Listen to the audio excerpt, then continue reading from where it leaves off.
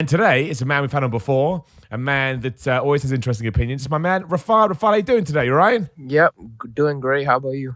Yeah, I'm good, thanks, dude. I'm good. You know, I'll apologize to Rafal. I'll do this on a lot of the Patreon podcasts, but he is one of the very kind people that was very patient with me when I couldn't get these done. So thank you very much for that, my friend. I appreciate it. Let's turn the clock back a little bit because we were meant to chat a few weeks ago because you were lucky enough to head over to SummerSlam. Which meant you saw the debut of the Fiend live. And, you know, the Fiend right now, you know, as we said on the show a couple of days ago, has utterly dominated WWE. And given his position in Hell in a Cell, it sounds like he's going to be doing that for a while.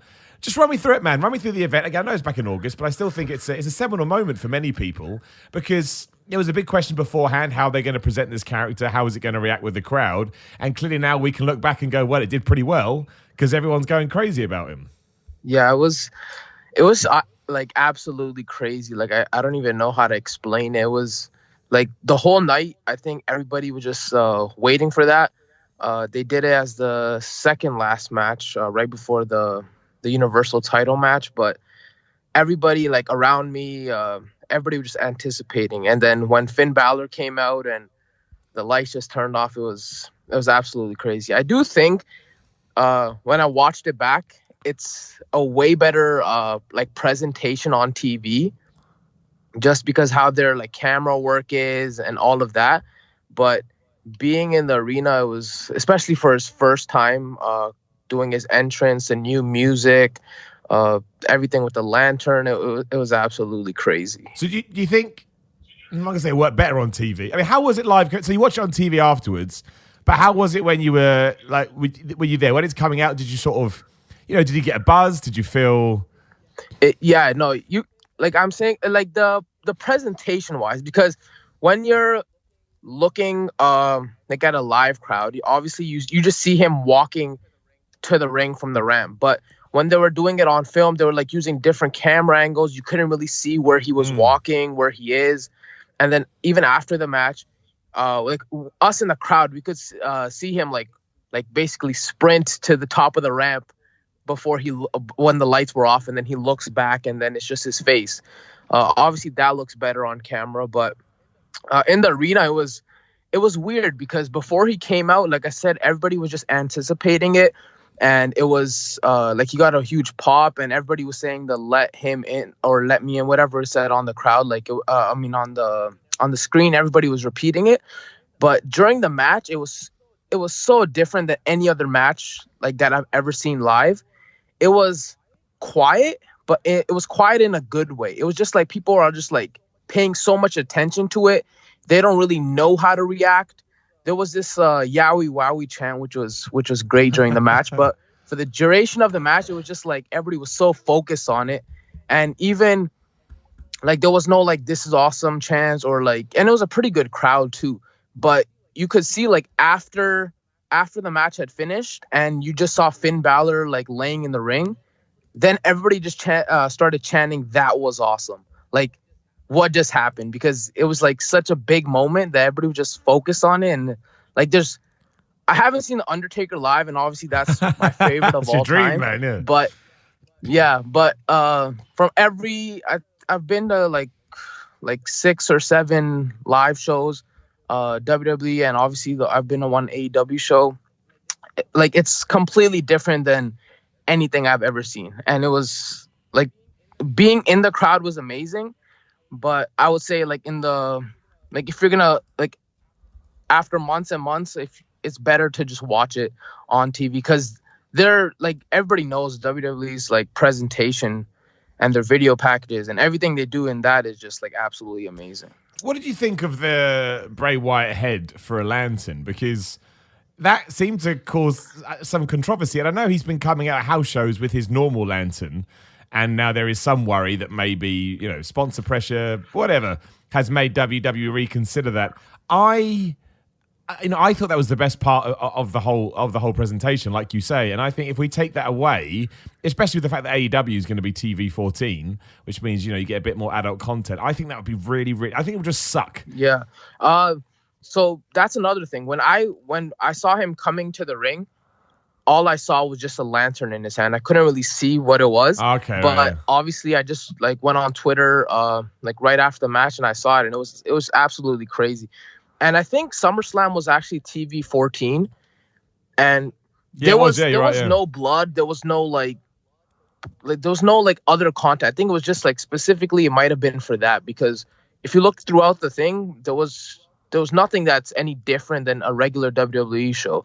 So personally, I think they should keep it. And I think Bray did have a tweet a couple months or like a month back when he said that nothing is changing and you guys are just like overreacting or whatever. And the thing is, I don't know if like it's a house show, right? So I don't think it really like they really care that much. Like I don't think it's that special. Like a regular lantern is fine. I feel like on Sunday we'll actually, when he makes another entrance, then we'll definitely then we'll actually know. What do you want? What do we do with him at Hell in a Cell? Because I mean, I haven't seen anybody say they want Seth Rollins to win. I haven't seen anybody saying they want, basically everyone is saying they want Wyatt to walk away with the Universal title, but there is this feeling in the air that potentially that's not going to happen, especially because now they've introduced Braun Strowman in proceedings, right? That's an easy out should you wish to take that, and that worries me because the combination of doing that and with everything else that's going on, especially next week, I think it's really gonna sort of upset a few people that want to buy into this but don't know. They're worried about trusting WWE in case it doesn't happen. But give me your take on it, man. You certainly sound up on the character like most people are. Do you care if Seth Rollins loses? Do you care if he win? I guess is a more important way to take it, because I think he has to. I think like 100%. Like there's no discussion. It can't be a screwy finish. It can't be anything. Like Bray Wyatt has to win. Like it's because of his character, like how it is now. But even if you base it on his like previous character, it was the guy who did all the amazing promos, talked all the trash, and then he just lost the match. So it's just gonna be like, oh, it's the same. It's a different character. It's amazing, but it's the same old Bray Wyatt. They're just gonna make him lose again. And I feel like, especially since it's his first big match, because the Finn Balor match, yeah, was a big match, but everybody knew it was going to be basically a squash match, right?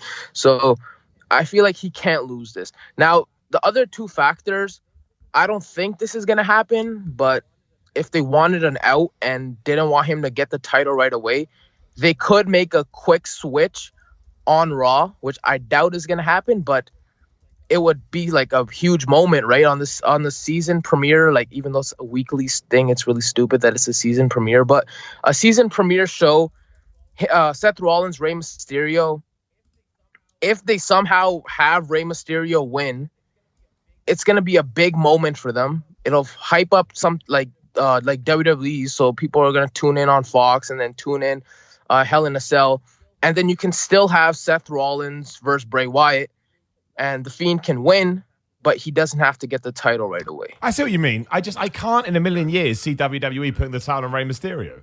And I've got nothing against it, but just the way that they, they approach things, that would be one of the most shocking things in years to me. Yeah, it would be really shocking. I just think that would be a better out than having a screwy finish, because even if you think about last year, the main event of Hell in a Cell was Braun Strowman and Roman Reigns, and that was Brock Lesnar came and broke the cage door, and it was how do you have a Hell in a Cell match and then it just ends? Like there was no finish. Like Hell in a Cell's no disqualification, no anything. Like how do you end? And the referee didn't even do like a 10 count when they were on the floor. Like you were just like, these guys are dead and we're just ending the match. Oh my gosh, they did. I forgot about that. It did suck. And that was Hell in a Cell. That was a main event. That was for the Universal title. That's exactly what this is. Yeah. So this is different as well, because with those two guys and Brock, they were they were already in the position. I mean, they're pretty much all in the exact same position they were a year ago, right? Whereas the cool thing about the Fiend and Bray Wyatt is he is on an upward trend. He has managed to gather this interest organically. Because let's not forget, when we started debuting these Firefly Funhouse episodes back in April, I was one of them. I was like, "What the flip is this?" I wasn't against it, but you were still like, "What are we doing? What has happened? Who let Bray Wyatt do this?" As it turned out, he's a genius and he knows exactly what he was doing. But this has to be the full stop. This has to be underlining, hey, look, we've heard your reactions. We've seen how you feel about him. And look, we're going to go, and this is my big thing, we're going to go in with him as well. As much as you want us to, we're going to do it. And I think that is really the key to all of this. Because if they don't, I already know because there's people that have told me, sort of fringe fans that maybe have developed more of an interest in WWE because of the Fiend. If he doesn't then get the payoff that a Seth Rollins, a Roman Reigns, a Brock Lesnar, whoever would, they're going to go, it's the same old, same old. I bought into this stuff and I didn't get the payoff that I wanted. Especially because right now, I don't think Seth Rollins is all that. Not necessarily his fault, but his character has been more interesting in the past. I think we've just got to a natural lull that happens with anybody at some point. So, to not actually look at your product and realize in which direction you need to head, to me, I would be confused, like I say, as a fan. I'd be like, why didn't you do it? What were you trying to achieve? And especially now when you brought that up, we can't just keep repeating the same stuff year in. Well, we can, but we shouldn't be. We should be trying to come up with new and exciting things that make the product and make WWE feel like it's evolving. And that's doubly more important because of everything going down next week. Smackdown moves, NXT, AEW, you know the score. And that's why, I totally agree with you. I think it's the only thing we can do. And if we don't, I think we've gone nuts. Yeah, and what you brought up earlier about the Braun Strowman thing, I think it would be smart of them to use that as a way to write him off for like 2 weeks. I would say he had that match with Rollins at Clash of Champions, which was, I thought it was a pretty good match. Like, I don't think the crowd loved it, but I was like, what are you going to do? Seth Rollins just beat Brock Lesnar. He's not going to just drop the title right away. And Braun Strowman does have some limitations. And for his match, it was a pretty good match. And then he has the match on Raw again. And then obviously the Fiend attacks him. And it was a pretty good job with, even though he did the Manimal Claw, he still got up and then he did it again, showing that he's still a monster. I do think for Braun Strowman, he has to go to SmackDown now. Like, honestly, this should be a way where he's done for the next 2 weeks until the draft, and then he goes to SmackDown and is a monster over there. Just because if you have Braun Strowman still on Raw, it's going to be the same old thing. I think I saw this thing is like 0-5 or 0-6 or something like that for the Universal title. They build him up amazing, and then he just goes to the title, and then something happens and he loses. Yep. Maybe if you switch him over to SmackDown, after a couple months, he can be the person that eventually beats Brock Lesnar. And then you could finally have a proper match, and then he can finally beat him. Because I don't know what they're going to do with SmackDown, but unless you put like Roman Reigns or something against Brock Lesnar, because I do think he's going to beat Kofi, Braun Strowman would be another good guy to eventually do that. You mentioned Kofi. Let's talk about that. What do you envision them doing on that first episode of SmackDown, Brock Lesnar versus Kofi? Do you agree that Brock Lesnar just going to kill him and that'll be that? Honestly, I think I said this last time I was on with you, which was a while back. I think right after the Saudi Arabia show, and after he faced Dolph Ziggler, and I did say that I don't really love Kofi as a champion, and based on his reign, I don't think it was an amazing reign. No, I agree. I think it did. Like, everybody would agree that it peaked at WrestleMania when he won the title against Daniel Bryan. If Daniel Bryan didn't have that like injury scare or whatever he had, maybe he would have had some another match with him. And obviously Daniel Bryan's great at building feuds. But I really didn't like his reign. The Samoa Joe stuff was okay, but we always knew Samoa Joe wasn't going to win. Same with Ziggler. Same with Kevin Owens. And then Randy Orton was like the first guy who we were like, he might actually win. And then they just ruined it at SummerSlam with a no finish. And then like a pretty boring match at Clash of Champions. So honestly, I do think Brock Lesnar should beat him. I don't know if they might go this way of saying that Brock Lesnar like catches him off guard and like beats him pretty quick. Might be a way to, even if you do it at like the beginning of the show or something like that, to get people tuned in. And then Kofi might be able to say like, oh, I wasn't like prepared or something like that. And then you might have a rematch at Hell in a Cell, which is obviously only 2 days later. You're not going to be able to build up another match, right? Like another feud. So you might have a rematch 2 days later. that's a little bit longer of a match. But I definitely do think Brock should win. And this is nothing against Kofi.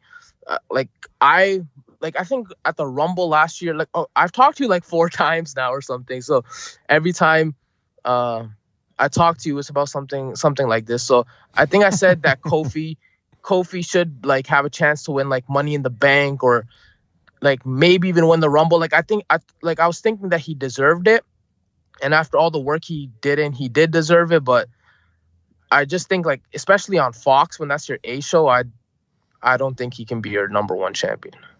No, I especially not on Fox. Like, I know people sort of get up in arms about this, but Fox was so synonymous with UFC for so long, and that's a real ticker as well, because it's much like these. Have you been paying any attention to the craziness about the AEW UK TV deals?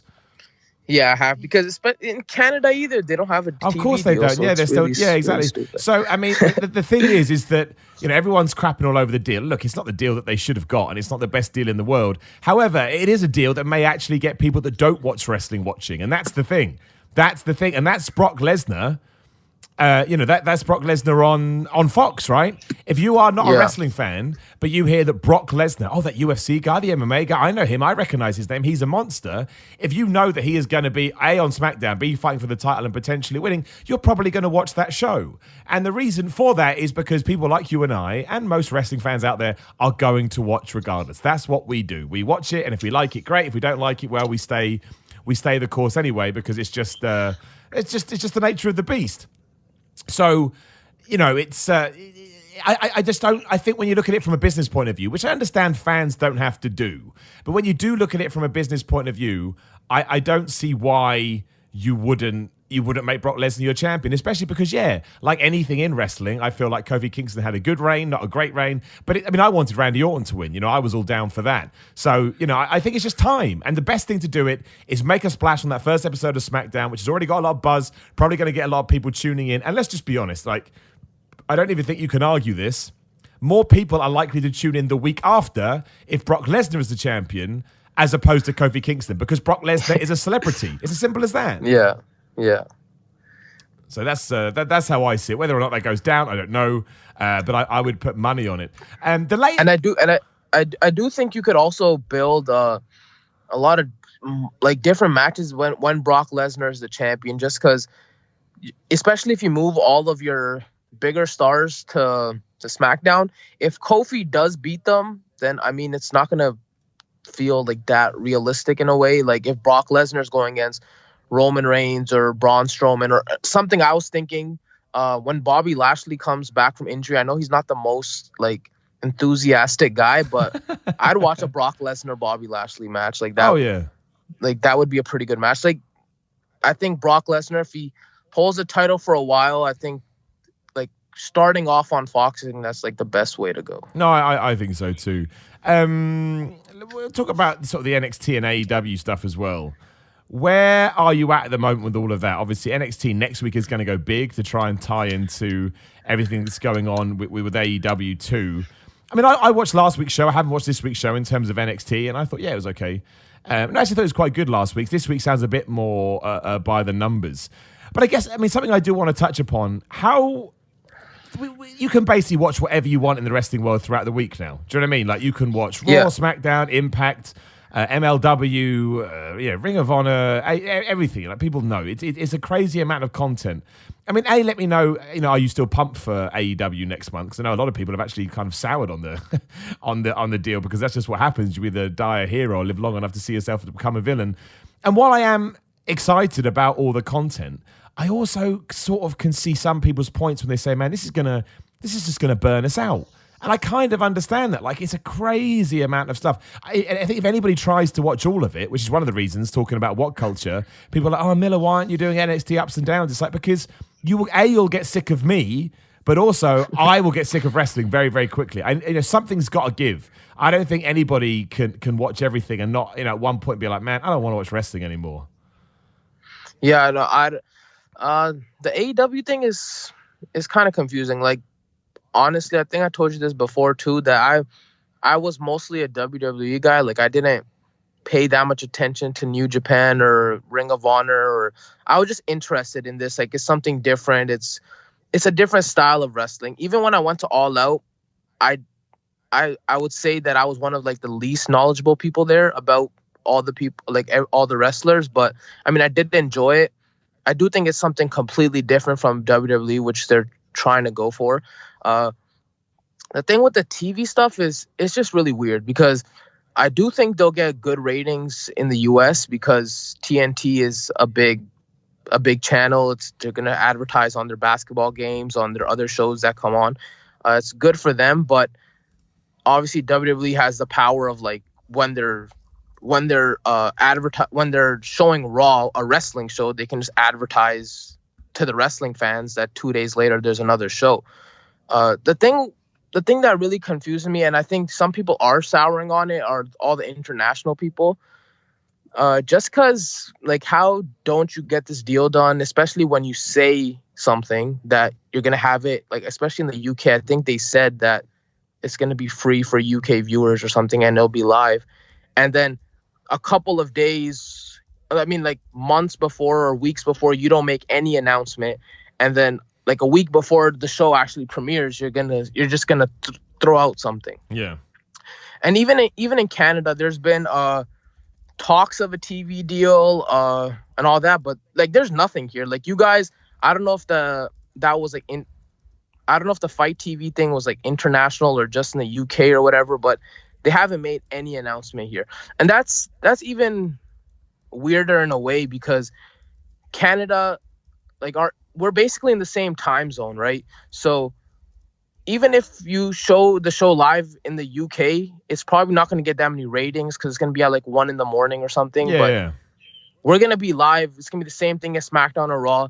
It's going to start at like 8 p.m. It's going to be 8 p.m. here. It's going to be like everything's going to be the same. So I don't know. I do think some people are souring on it. But if people are still that interested, I'm pretty sure it's not that hard to find somewhere online to watch it. Right? Well, that's the other thing as well. And the point I was trying to make, I was talking about this on Twitter yesterday, and the point I was trying to make is it's not really about when it's on. I mean, of course it's about when it's on. And obviously, I'm like anybody else. I would like it day and date and live and, you know, hopefully with a more reasonable time slot after the fact. But it's about how much you want to support it. That's the kind of the thing that people seem to forget. If you really want AEW to do well, and you want it to get to the point where whoever is in control of it, in this case over here, ITV, just watch it. Even if you just put it on and leave the room, but Jerry, that's how it's going to grow. And I find it a bit crazy that sometimes people are so quick to get mad, especially because the big thing over here was. It's so unfair that America's going to get it for free and we have to pay. If you use the Fight TV app, we have to pay, $4.99. Now, for starters, $4.99 is like £1 a week. It's like, I don't think you're going to miss your £1. Maybe you would. I don't want to talk on behalf of others. But also, if you live in America, you pay for TNT. It's not like it's free on television. Like it's on cable or what? I don't know the actual term. So yeah, the only thing I would say against that is, for most people, it's just much easier that it's just included in their TV package they're just watching. And obviously, if you have, like, I think it comes on Sky in the US, WWE does. In the UK, you get all like you get other sporting events too. It's not just, you're right. You're not just paying for WWE, right? That is true. That would be the only thing I would say. That's fair. But yeah, I mean, if we're just talking about ratings wise, I do think in the US, I think they'll do pretty good starting off. It's basically a complete unknown what's going to happen between NXT and AEW viewership wise, because I don't think the ratings have come out for, like, I'm pretty sure they haven't come out for yesterday, but the last week's, it was I think it was 1.2 million viewers, which is amazing. Which is amazing, but obviously when you do your first show, you get a boost in ratings, and then there are going to be some of those people are AEW fans that were just watching NXT, right? So some of those people are going to watch AEW. So it's a really unknown thing. Yeah, we need to see what the crossover is going to be, right? Maybe. Yeah. yeah, the crossover for AEW and NXT may be the exact same fans, and then what do you do? Like, how does that work? It opens up a whole other kettle of fish. But I am intrigued. I'm intrigued to see if people get burned out, and I'm intrigued to see, kind of what wins the war. But I think the best thing about it is that it's just fun. I think it's fun for wrestling fans, and I think that's something that maybe we've missed over the last, maybe in the last year. Maybe that's being a bit extreme, I don't know. But I'm certainly intrigued to see where it's going to go. And the cool thing is, again, like I say, we're fans. You don't have to, it's interesting to see which each show does. But as long as you actually enjoy start to finish, that's it. That's all that matters. Like, nothing else actually comes into play. If you're enjoying your wrestling, you don't really have to think about it outside of that. You mentioned you went to All Out too. It's a funny thing, All Out, because in the aftermath, so many people came out and said, well, I don't think it was the best AEW show I'd been to. Again, maybe the bubble has burst and all this. And I was like, man, it was just a decent show. Not everything has to be the best show you've ever seen in your life. You can just watch a relatively enjoyable pay-per-view and leave it there. But how was it live, man? I know we're going back in time again, but I do think it ties into the general consensus about AEW at the moment. Yeah, it was. It was a pretty fun thing. I did enjoy SummerSlam more. Now that might be because I knew about all the storylines and everything, and that obviously helps. But it was a pretty fun thing. I'm so used to like the WWE style of wrestling that I did find it a bit weird. I do think some of the matches have a little are just the spot fest, which some people like to argue that. Which I think it was the Lucha Bros versus the Young Bucks. It was a great match, crazy. But some of the things, it was just like he's standing right in front of you. You're not even like punching him or doing something. You're just looking at him and then climbing the ladder and doing something amazing, which it looks amazing, but it's like, I don't know. Some of that stuff just didn't fit with like what I like in my wrestling. It's fine, man. There's nothing wrong with that. Even if I compare to like the NXT thing last night, I don't know if you saw that Buddy Murphy tweet. With the pile driver, I did. Yeah. Yeah, because they did the Canadian Destroyer from the second rope, which is like, and he kicked out. So it was like, I don't know if you want to get all that. Like, I don't know what type of wrestling you like, but that's what's good about AEW. That's what's good about WWE right now. That whatever type of wrestling you like, you have a choice. It's not going to be that I just have to watch Randy Orton's 10 minutes of rest holds, or I have to watch 10 million flips. Like, you have the choice. That's what's probably the best thing. And I think as well, with the, with AEW, we have to see what they're going to do when they get TV, right? Because even, I know the BTE is always, being the elite is always going to be a thing, but, you have to figure when they've got TV, maybe those spot fest matches make more sense, right? I don't know, because the characters will be fleshed out more. We'll know who everybody is. They won't just be having random matches. Like, that's why I think TV is so important, and why I like the fact they're only having 4 pay-per-views a year. That's my biggest highlight of AEW is that, because I can't believe that next week we get Raw, we get Smackdown, we get AEW and everything else, and then like you said, 2 days after that we get Hell in a Cell, and I'm like, geez, man, that's a crazy, a crazy amount of content. And I understand that WWE has their schedule, and maybe when they put it together they weren't sure when they were going to debut on Fox or whatever, but still, it doesn't take away from it being a crazy amount of stuff. But choice is key. That's you hit the nail on the head. Choice is key. And like I said, for me personally, like some of the spot fest things weren't the best, but I get it in 2 different ways. If you on the pre-show, I think it was Private Party versus I'm not even sure. I think it was Best Friends. I'm not even sure, but that match, it was a spot fest, and I think that's totally fine because it's the pre-show. You're basically showing off what's gonna happen on the show, so you just want the best spots. You don't really want a 20-minute slow match or whatever. That's a good thing, that you want people to enjoy that and then buy the actual show. But on the actual show, I do think it was, some of the matches were a little too much of the spots. And it was funny to me though, the one thing that they were all saying that we want like proper wrestling, and some of the people on AEW did criticize like sports entertainment and like what WWE does, but that Cody versus Shawn Spears match was pure sports entertainment, and it was probably like the funnest thing I watched the whole night. So what was that? The Cody versus Shawn Spears match. Oh, right, It was yeah. basically because of everything that happened, and then Arn Anderson coming at the end. Like, it was a sports entertainment match, but that was probably the most entertaining thing I watched that night. That's why I like it, though. That's why Cody Rhodes are my favorite matches. They feel old school. They've always got a story, and they're always a bit ridiculous in a good way.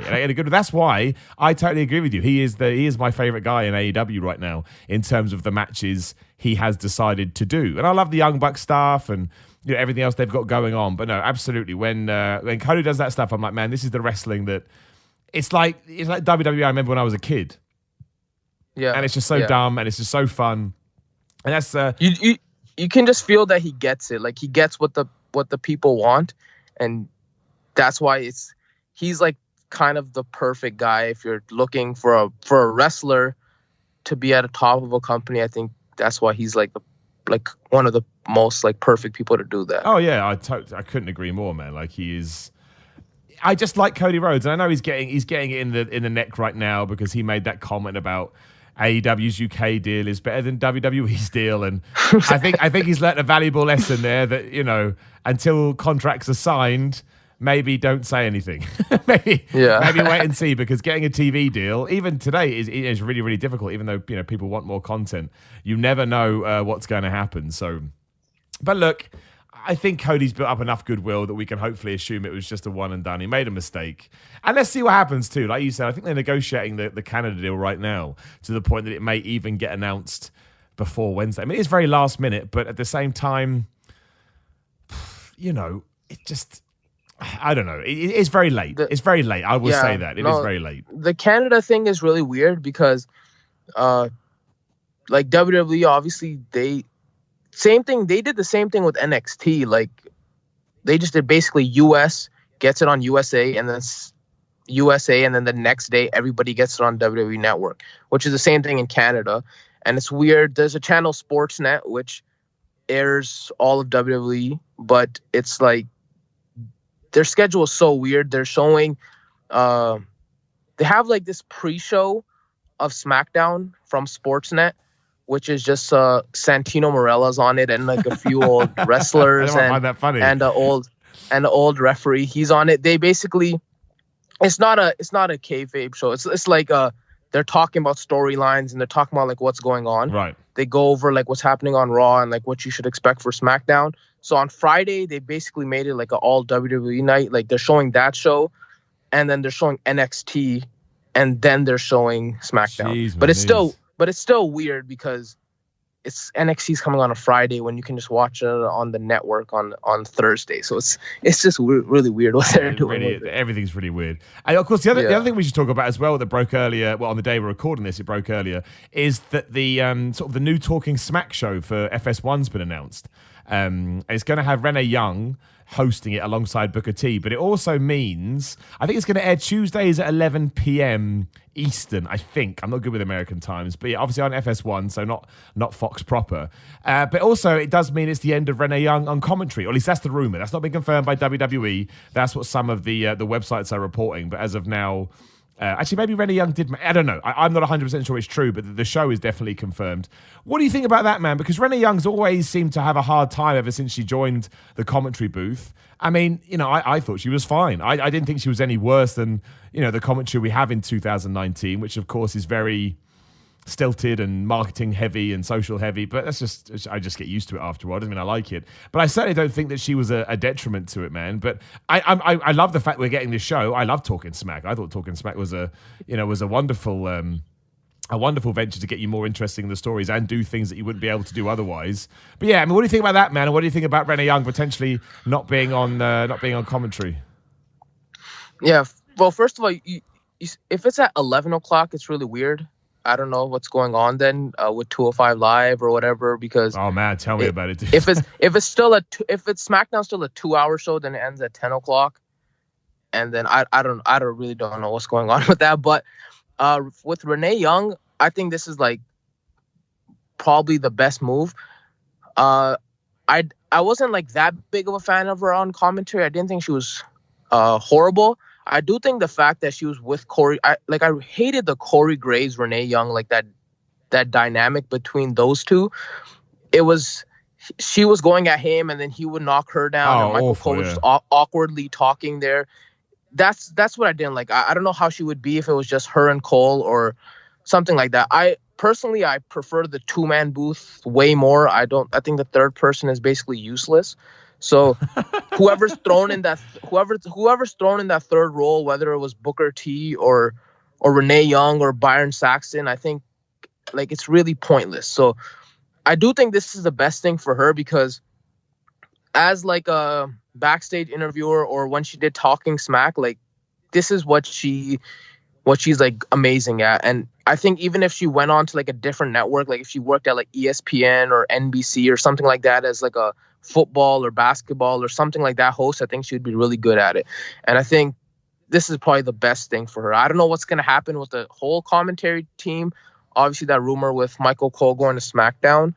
But I think this is the best thing for her. And Booker T's, I think he's going to be on it too, which is pretty funny. He's great. He's nuts, but he's great, right? Like you wouldn't say that he's not entertaining, funny. Right? So I'm all right with it. He says ridiculous things, but he says it with so much, he believes in what he says. So yeah, if you compare it to like what it could have been with what like the pre-show is with Coachman and Charlie Caruso and just like them, I think this is probably the best thing they did. All right, it's called WWE Backstage as well, if anybody cares. But no, I like the fact that we've got we've got these outside programs now that will be supporting SmackDown. I think it's the best way to build an audience. You don't just, look, that's why Whatculture exists and all the other YouTube channels, because wrestling fans wanted content outside of just Raw SmackDown pay-per-view, Raw.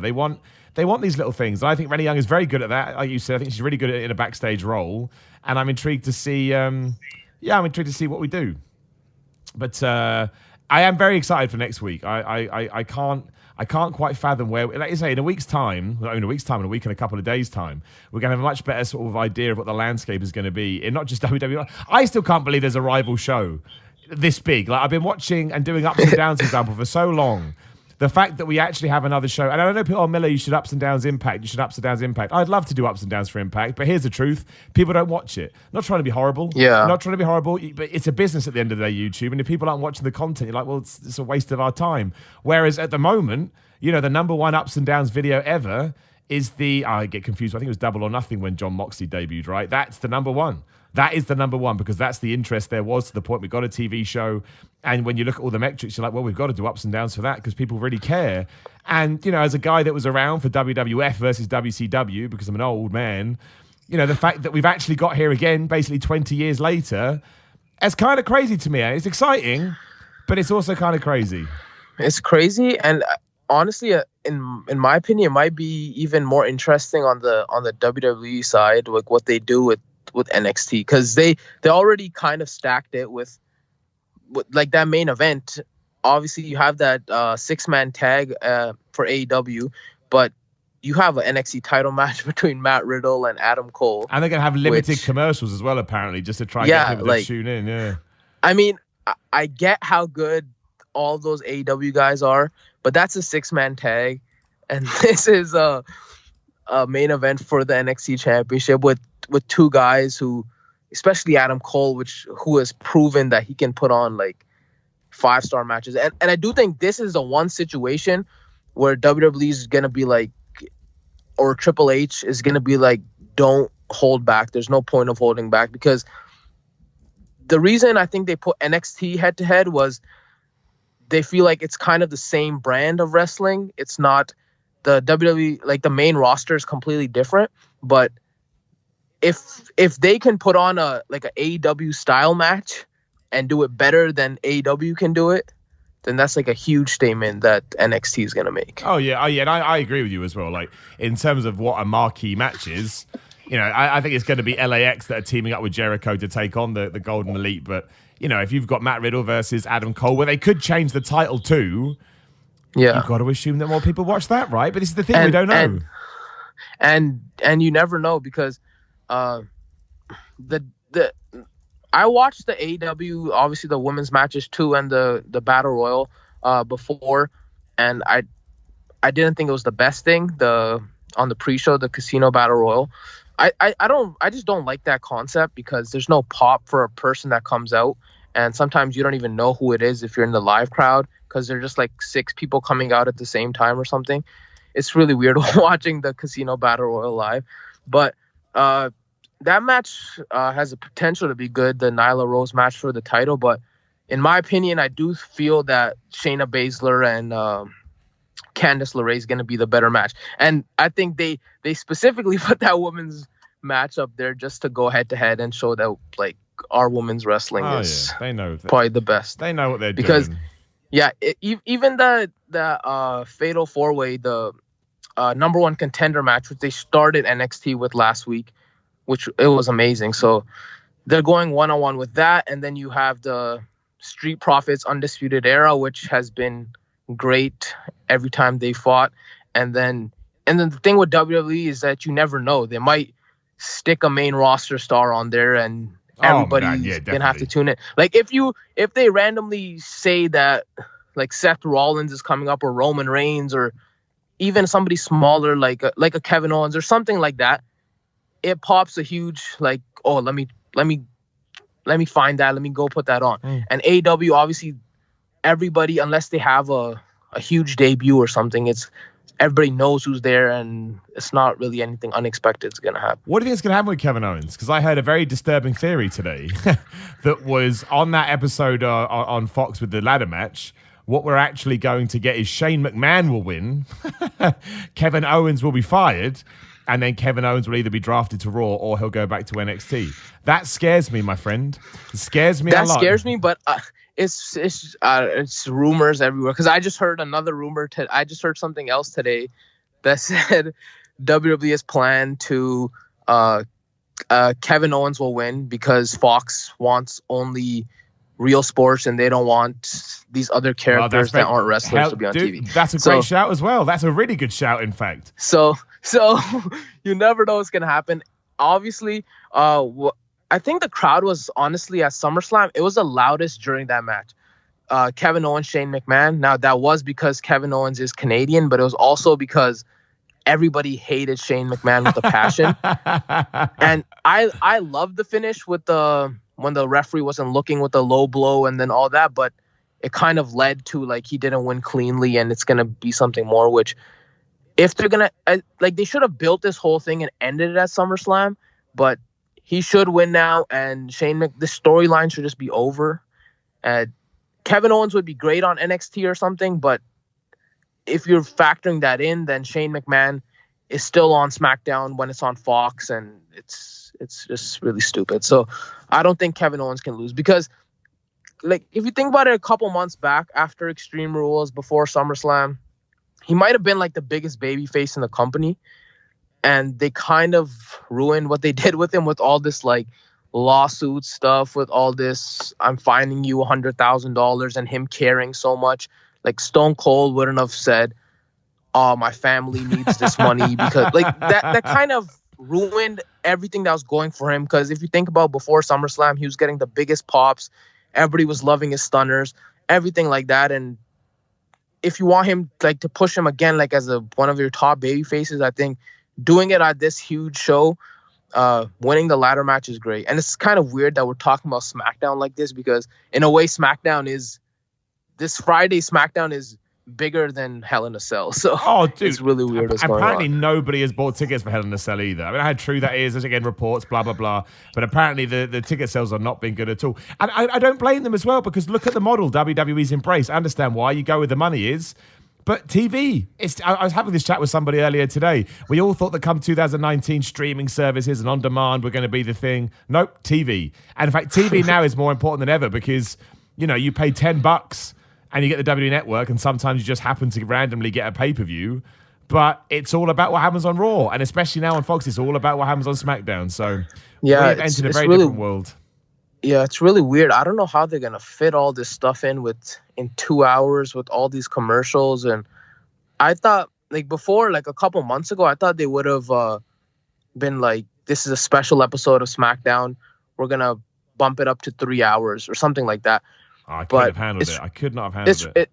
It's really weird because SmackDown, 2 hours with commercials, it goes to like an hour and a half or something. And even if you remember SmackDown 1000, which happened last year, right? SmackDown Yeah. 1000 was pretty. It was a pretty good show. You had all the stuff with Batista, Triple H, all that stuff, and then you had randomly, I don't know if you remember, but it was Rey Mysterio versus The Miz. Yeah, I remember. And that was Rey Mysterio's. I think that was his return, and he just beat The Miz. And then, right when that match finished, Undertaker came out and he said like 3 words, and the show just ended. Yep. Because they put so many things on the show, and it was so hard for them. And I think the Batista segment went a little long. Yeah. Which you can't really blame him because it was an amazing segment. But when you're on TV, that time is so important. And they had like nothing with the Undertaker segment. And that's what's really weird about this SmackDown with the Kofi match, the Shane match, the tag team, the 4 Horsewomen tag team match. And then you have all these legends, like Undertaker's confirmed for this, and then you never know who else is going to show up. I think Hulk Hogan and Ric Flair are on both shows too. On both shows. I don't get it. It's so weird. I don't know how they're going to fit all this in. That's why when I did say that you might have a Brock rematch and he might beat him really quick, I don't know how you have 3 20-minute matches. You can't really do that. So one of them is probably going to be a squash, and you can't really have a ladder match squash. You can't really you can't squash one of the horsewomen because they're all in title pictures. If you think about it, Brock might squash Kofi in about 3 minutes. It wouldn't surprise me, man. The Undertaker's entrance might be longer than the Brock Kofi. I would say that if betting on such a thing was a thing, I wouldn't be against betting on it. I think you could be onto something. But look, if nothing else, it's going to be exciting. It all goes down next week. We will obviously talk about this as much as possible when we get there. And I know there's other companies we should talk about, but there's only so much time in a day. And again, I need a break sometimes for the amount of wrestling. I'm very lucky to do what I do, as I say, but I can't watch it all. I can't do it. Yeah, I think the one stupid thing would be if they realize that they do have Hell in a Cell in a couple days, and somebody like the New Day does something and then it ends in a disqualification, and then they have a rematch, but Kofi's still the champion. Yes. Because that would, all the hype for Fox SmackDown would just die, and everybody would just say this is the same old thing. Exactly. That's what we need screwy finish. And that's what we need to get away from. I really think this. Yeah, that's why I do think if they do have a rematch, Brock should be the champion. Yeah, totally agree, man. Yeah, exactly. If you want to do it again, do it because Kofi's pissed, right? That's not because we're going to change the bet on Fox. Just do it. Everyone loves title changes on TV. I know everybody hates Brock Lesnar. Well, I don't hate Brock Lesnar. We've talked about this before. I like Brock Lesnar, so deal with it. And on that note, that I've wound up the comments. I will run away. Basically, that's what I'm going to do, man. Rafad, thank you so much for your patience, man, and thank you for support on Patreon, and thanks for just coming on, dude. It's always a pleasure to chat to you. You've got good opinions. I appreciate them. Thanks, man. It was really fun. Oh, good. And we'll definitely get you back on now. The system is up and running again. Like I say, if you've heard this and you think, hey, I'd like to come join Simon Miller on his podcast, you can. Head over to patreon.com/SimonMiller316 or just smash the subscribe button on YouTube. You don't want to put any money in, that's fine as well. And what else can you do? You can follow me on Twitter at SimonMiller316. Same on Instagram. And I have merch. I always forget my wrestling merch. SimonMiller.BigCartel.com. I pimp Rafad. You got anything you want to pimp? Yeah, sure. So it's my Instagram and Twitter is Raffaad23, RAFFAAD 23, and also if you guys want to check out my YouTube channel, it's RMENTV, and it's just like basically what I just talked about with AEW All Out, SummerSlam. It's just like coverage from that, like different vlogs, showing things off. Dude, tweet that to me and I'll retweet it as well. That sounds good. Send me that would be great. Yeah, that way people can find it that way too. That'd be awesome, man. Okay, that'd be great. Thanks so much, man. Oh, no, dude. I'm all about sharing that love, dude. And you're a good guy and you've got interesting opinions. So hell yeah. So go do that again. If you want to just click it because it's easier, head on over to my Twitter and it will be on there. And that's it. We'll be back next week. We'll have more to my word. Next week we'll have about 700 episodes. But we'll be back next week. In the meantime, enjoy wrestling. Maybe get some rest before everything goes crazy. And yeah, thanks very much for listening.